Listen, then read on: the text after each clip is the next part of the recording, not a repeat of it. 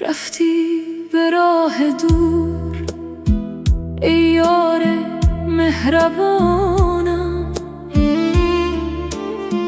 گشتی ز پیش چشمم، بردی قرار جانم.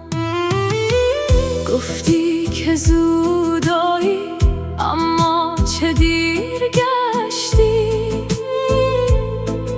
از اشک چشم خسته شد تازه داستانم. در کوچه های خاموش نامت صدا زدم من، جز با سرد شبها کس نیست هم زبانم.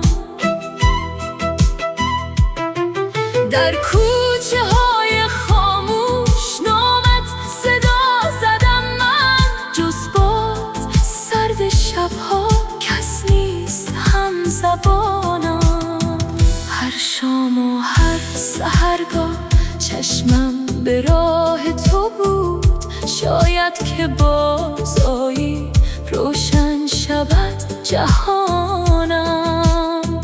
در غربت غریبی آیا به یاد مایی، یا رفته از دل تو این عهد جاودانم.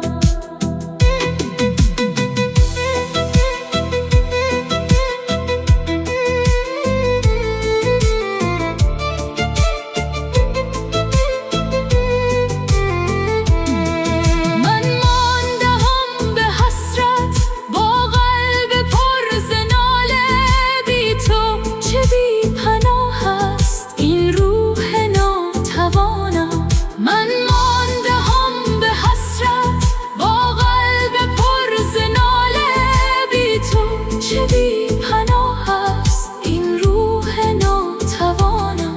برگرد ای مسافر ای نور خانه من، بی تو شکسته گشته هر خواب